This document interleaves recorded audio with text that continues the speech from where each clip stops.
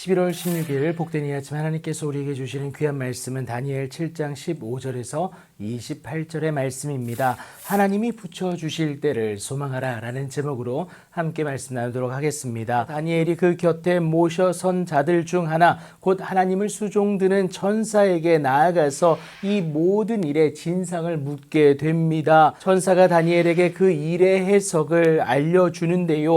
그 내 큰 짐승은 세상에 일어날 내 왕이라는 겁니다. 신바벨론과 메데바사 연합국 그리고 헬라와 로마를 가리키고 있다라는 것이죠. 역사의 소용돌이 속에서 세계를 이끈 최강대국들 아닙니까? 이렇게 치이고 또 저렇게 치이는 상황 속에서도 지극히 높으신 이의 성도들이 나라를 얻게 될 뿐만이 아니라 그 누림이 영원하고 또 영원하리라고 후원장담을 하게 됩니다. 그럼에도 두려움을 온전히 이겨내지 못하고 있는 다니엘이에요. 특별히 넷째 짐승에 대해서 그랬습니다. 그래서 그 넷째 짐승에 관하여 확실히 알고자 하여서 자세히 보게 되는데요. 그것은 모든 짐승과 달라서 심히 무서웠고 그것에 대한 자세한 내용은 19절과 20절을 통해서 확인해 볼 수가 있습니다. 그 무엇도 그 넷째 짐승을 이겨낼 수 없는 것처럼 보였습니다. 너무도 강력했고요. 보여진 그대로 이 뿔이 성도들과 더불어 싸워 그들에게서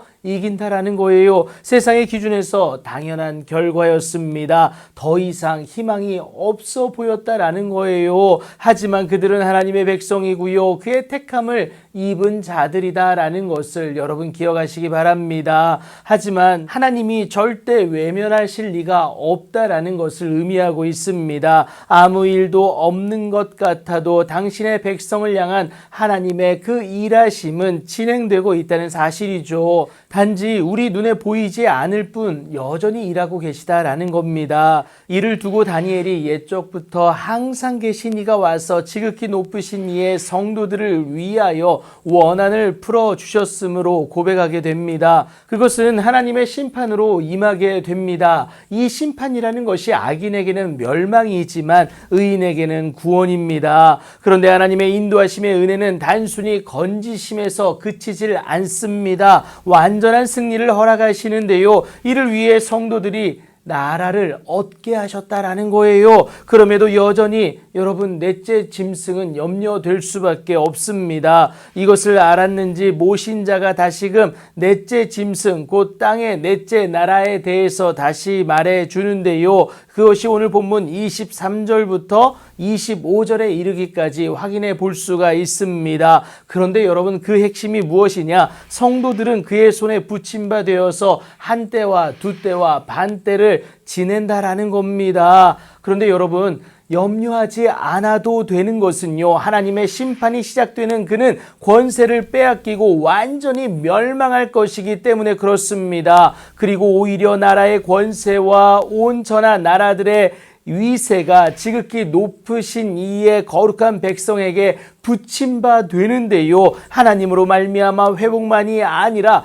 높아질 것을 의미하고 있습니다. 이것 때문에 다윗이 뭐라고 고백하느냐? 우리 하나님의 이름으로 우리의 깃발을 세우시는 하나님, 그러니까 우리를 통하여 일하시는 그 하나님의 놀라운 은혜를 찬양하고 있습니다. 그런데 세상이 주는 것 같은 일시적 승리가 아니다라는 것을 여러분 기억하세요. 하나님으로 말미암는 그의 나라는 영원한 나라입니다. 모든 권세에 있는 자들이 다 그를 섬기며 복종함으로 하나님의 하나님 되심을 인정하게 될 것을 분명히 말하고 있습니다. 여러분 이렇게까지 천사의 환상 해석이 맞춰지게 됩니다. 그럼에도 다니엘은 중심에 번민하였고요. 그 얼굴빛은 변할 수밖에 없었어요. 하지만 하나님 주신 이 일을 마음에 간직하게 됩니다. 하나님으로 말미암는 그 회복이 필연적으로 주어질 것이기 때문에 이것을 간직했다라는 겁니다. 다니엘은 그렇게 하나님이 그들을 이스라엘에게 붙여주실 때를 소망했다라는 것도 여러분 같이 기억하시면 되겠습니다. 그 하나님이 우리의 손에 붙여주실 그 때를 소망하심으로 오늘도 기도하는 기쁨을 간직하여 나아갈 수 있는 여러분들의 귀하고 복된 삶이 되길 예수님의 이름으로 축복합니다.